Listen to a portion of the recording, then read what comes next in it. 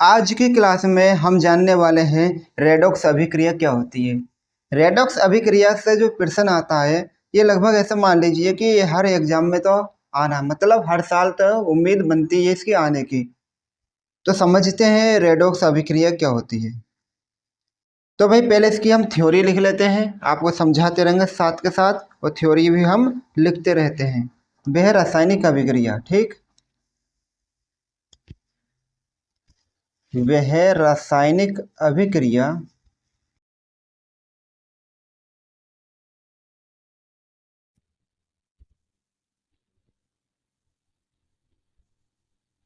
वह रासायनिक अभिक्रिया जिसमें एक अभिकारक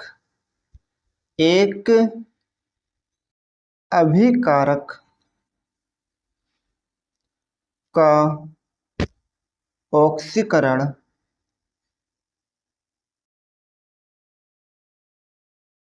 जिसमें एक अभिकारक का ऑक्सीकरण और और दूसरे अभिकारक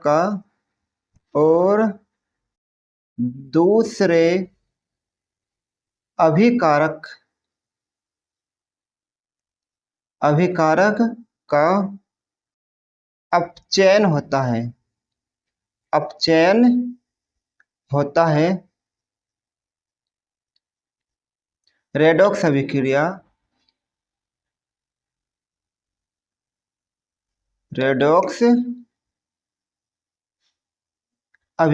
कहलाती है।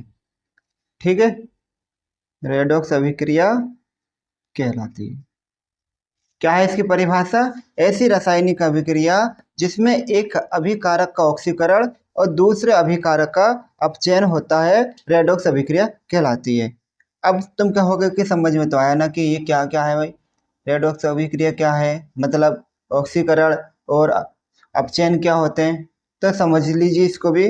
मान लीजिए कोई मेरे पास एक एग्जाम्पल है, CuO, फॉर्मूले का नाम क्या है? Copper oxide. क्या है? Copper oxide. और मैं इसकी अभिक्रिया H2 से करा रहा हूँ। किससे? H2 का मतलब होता है हाइड्रोजन से करा रहे हो। तो देखिए कॉपर पे प्लस के 2 होते हैं और O पे माइनस के 2 होते हैं। H पे क्या होता है? H प्लस का 1 होता है। ठीक है, तो भाई देखो ये प्लस वाला है, ये भी प्लस वाला है, ये माइनस वाला है, पर इसमें माइनस वाला कोई है नहीं। तो ये माइनस वाला क्या होगा? इस प्लस वाले के साथ चल जाएगा। तो O कितने? 2, मतलब बैलेंसी O पे कितनी? 2 और H पे 1। तो ये फॉर्मूला बना लेगा H2O। तुम कहोगे फॉर्मूला कैसे बन गया? तो भाई फॉर्मूला बनाने का तरीका मैं आपको पिछली क्लास में, हर क्लास में बताया मैंने, आप उसको देख लीजिए जाके, आप समझ जाएंगे फॉर्मूले कैसे बनते हैं। अब कौन बचा? Cu अकेला बचा, तो Cu अकेला आ जाएगा इस तरीके से। अब देखो Cu के पास पहले O था, अब Cu के पास O हट चुका है, मतलब यहाँ पर क्या हो चुका है? अपचयन हो गया। O की क्या हो गई? ऑक्सीजन की कमी हो गई। ऑक्सीजन की कमी,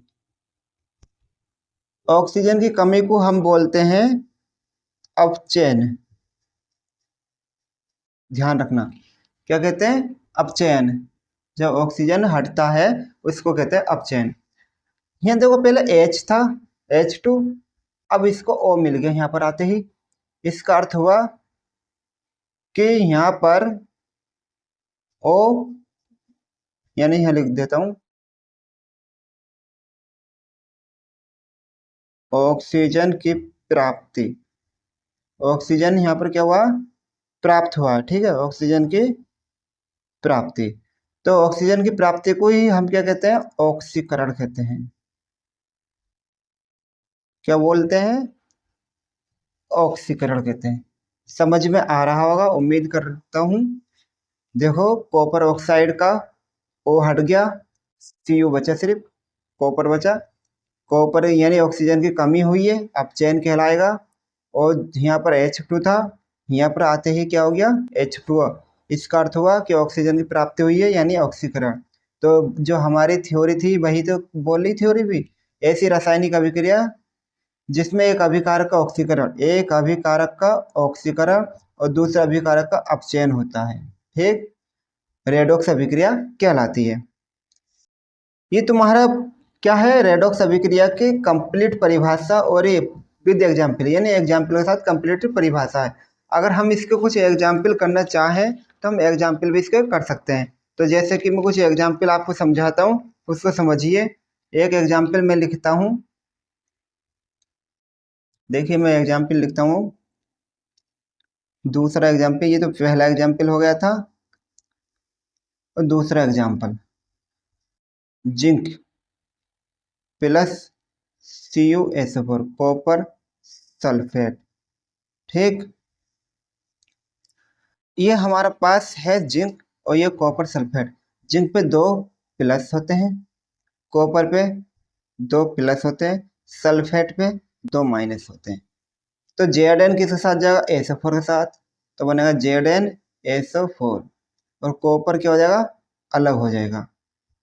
पहले देखो Zn के पास कुछ नहीं था, अब Zn के पास में SO4 आ गया और SO4 के अंदर O आ गया, यानी यहाँ पे क्या हो गया, ऑक्सीकरण हो गया। Cu के पास पहले SO4 था, यानी इसके पास ऑक्सीजन था पहले, अब Cu के पास कुछ नहीं बचा है, तो इसका अर्थ हुआ कि यहाँ पर क्या हो गया, अपचयन हो गया। इसलिए इस रिएक्शन को भी हम क्या बोलेंगे, रेडॉक्स अभिक्रिया बोलेंगे। अगली रिएक्शन देखते हैं। अगली रिएक्शन है Cu प्लस AgNO3, ठीक। Cu पे 2 प्लस होते हैं और Ag पे क्या होता है, 1 प्लस होता है, और NO3 पे 1 माइनस होता है, ठीक है। तो कॉपर किसके साथ जाएगा, NO3 के साथ जाएगा, तो क्या बनेगा फॉर्मूला, CuNO3 का होल ट्वाइज प्लस Ag, ये तो बनेगा। अब यहाँ पर देखो Ag 1 है, Ag 1 आ गया, NO3 1 है, और यहाँ NO3 कितने हैं, 2 लगाए पीछे, तो 2 हो गए। तो भाई यहाँ पर 2 लगा दोगे तो वो NO3 कितने हो गए, 2 माने जाएंगे। NO3 यहाँ पर भी 2 है पहले से, पर 2 लगाने की वजह से Ag भी 2 हो गए, पर यहाँ Ag तो क्या है, 1 है ना, तो यहाँ पर भी क्या लगाओगे, 2 लगाओगे, इस तरीके से, ठीक। अब इसके अंदर देखोगे तो Cu के पास कुछ नहीं था, अब Cu के पास यहाँ पर क्या आ गया, ऑक्सीजन मिल गया, देखो आ गया O, तो यहाँ पर क्या हो गया, ऑक्सीकरण। इसके पास Ag के पास NO3 पहले था, पर अब कुछ नहीं है, यानी अब यहाँ पर क्या हो गया, अपचयन हो चुका है। अगर आपको आज की क्लास अच्छी लगी हो तो क्लास को लाइक और चैनल को सब्सक्राइब जरूर करें। धन्यवाद।